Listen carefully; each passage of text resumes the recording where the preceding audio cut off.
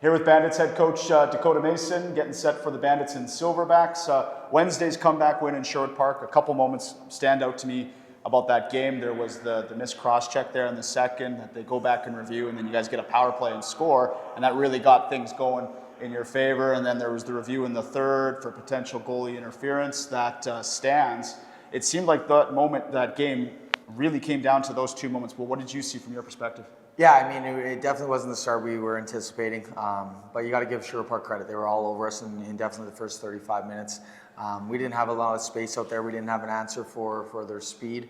But like you mentioned, it was that power play late in the second period there got us going, and then obviously those calls, right? The cross check that they review go to a minor, and then you can even look back at the Hugh hit that they review for potential charging.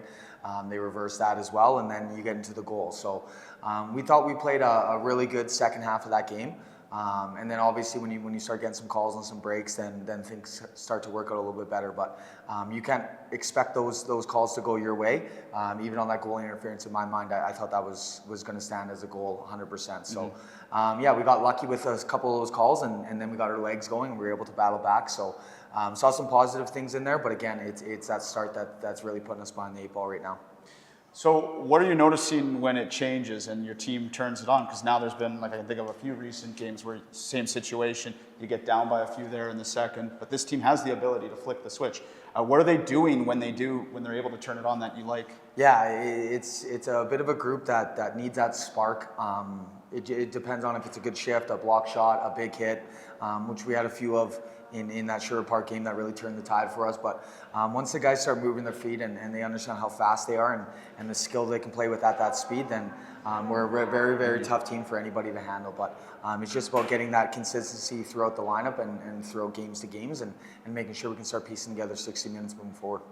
Did it kind of seem like we were a day just removed from the trade deadline?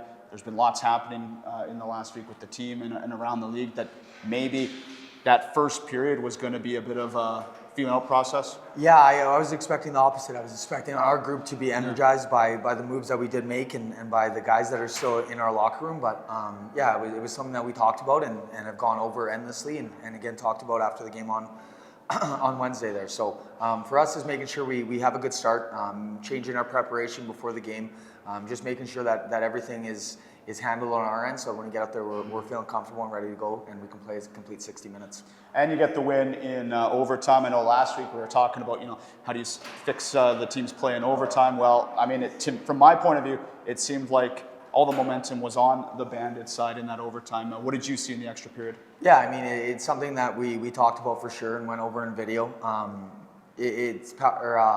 Overtime isn't exactly something you want to work on throughout the season, but those are meaningful points. So we worked on some 3-on-3 stuff. How are we going to create offense? How are we going to sort out our coverages in the defensive zone and the neutral zone? So yeah, and it's a tough team to play in 3-on-3 with Sherwood Park with their aggressive style and all the skill they have throughout the lineup. But yeah, I felt we competed well.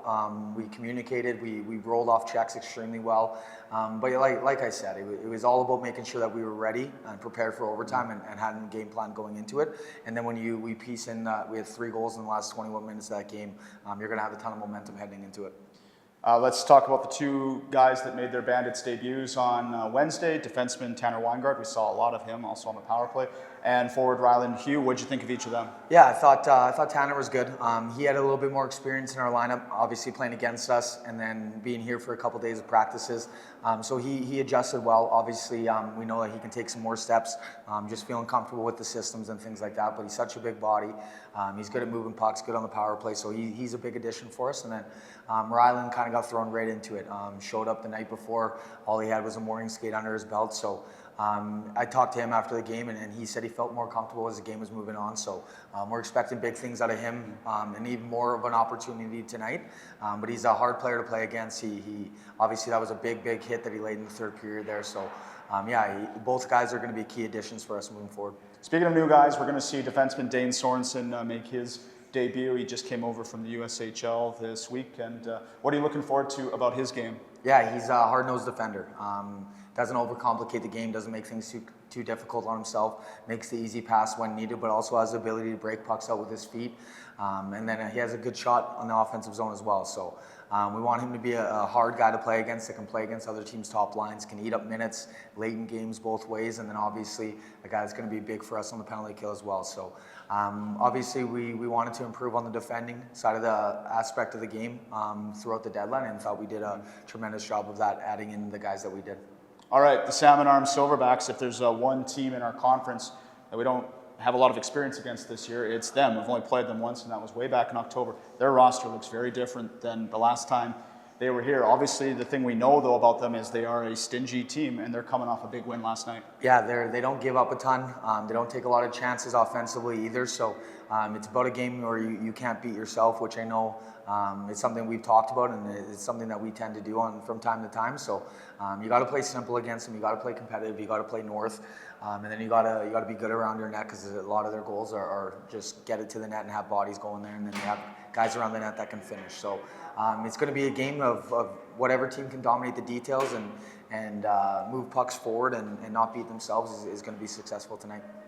Last one, I mean, working in hockey, whether it's coaching or whatever it is I do, you miss a lot of things like Valentine's Day. Is there anyone out there that you want to wish a happy Valentine's Day to? Yeah, I mean, to my wife, Bay, and my daughter, Ella Rose, I'll see them after the game. So Valentine's is definitely a special day, and it's even more special when you have a little girl to share it with.